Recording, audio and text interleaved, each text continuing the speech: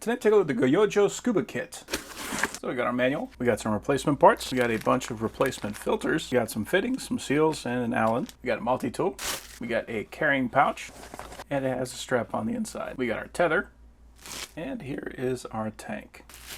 Here is our valve. Everything is capped off and sealed, which is great, so we know we're not going to have any contaminants in it. And it has a brass filter installed. This does have a gauge on it, so we can see on the top we got bar, and on the bottom we got PSI, so we're going to stop at around 3000 PSI or 200 bar. And we got our filling port on the side that also has a filter on it. So here is our pump. So this is a hand pump. We have a nice knurled rubber grip on the top. It has some fold down feet. We got a thumb bolt for our valve. The thing that most people mess up is they forget to tighten this guy down. So if you don't have this tightened down, this will not create any pressure. Now this is very important because unlike a pump that would be used for filling up your bicycle tires, something like that, those go up to about 30 PSI. This one goes up to 3000 PSI. So quite a bit of difference. So if you had 3000 PSI in that hose and you disconnected it, it could fly off and damage something. So this valve is designed to loosen up, let the air out of the system. That way you can disconnect it. You need to lock it down if you're going to be filling, and then you need to open it up whenever you're done. And we can also see we have a gauge on here, so we got the green line up to 3000 PSI, and we have 20 megapascals. The front is threaded, so that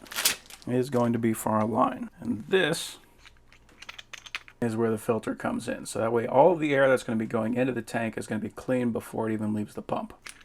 It is a standard pull style chuck, and it is threaded on the other side.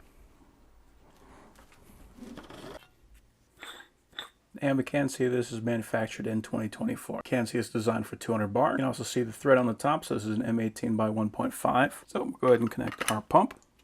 We want to make sure that that lock is pushed all the way forward. Make sure the valve is threaded all the way in, and then begin pumping. So this is a process that is going to take a long time.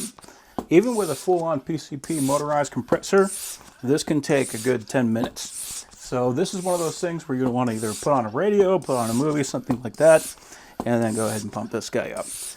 Now the benefit is, of course, when you're done, you're going to have a scuba tank that is ready to go. And you can do it all without electricity. It's just going to take a little bit of time.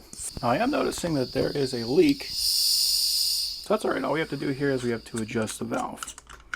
So on the inside right here, we can see there is a little Allen. The entire mechanism is this little button right here. So inside this hole is a set screw. So the Allen fits on that, and if we give it a small turn to the left, that's just going to be trial and error. So turning to the left makes it less sensitive, turning to the right makes it more sensitive. Now with this screwed all the way down, that leak is gone. But if we press the button on top, we get our air. So that is acceptable. And then if you want to fine tune it from there, you can. I'm just going to put this little Allen back and reassemble. Now, I don't have a lot of time to fill these things up, so I'm going to cheat. I'm using a PCP compressor, and this will do the same thing.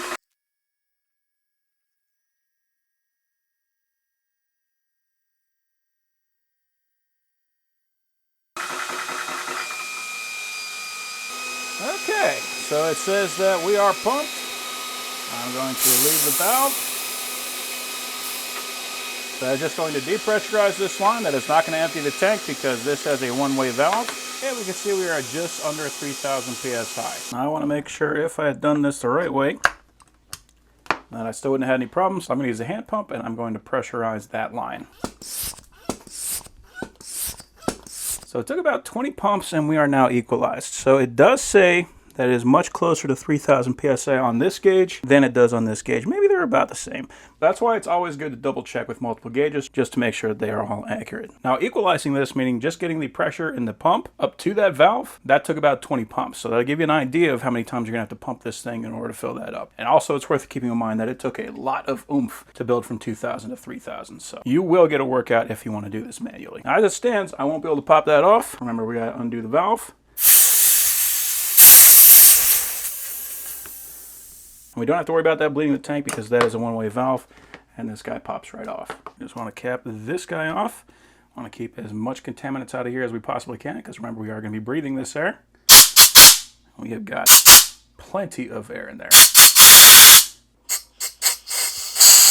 Oh yeah, that is some very nice forced air. Now of course, the more you exert yourself into the water, the less air that you're going to have, but if you can conserve,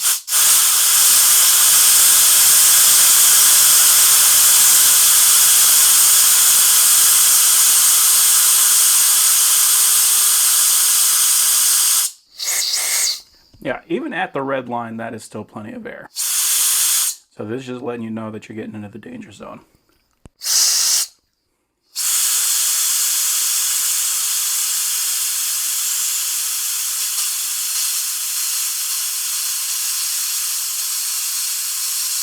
You can also see that that needle drops a lot slower as it gets toward the bottom. So going from 3,000 psi to 2,000 psi will happen pretty quick, but you're also going to get a lot of air in a short burst. And even with this thing almost empty, you're still getting plenty of air.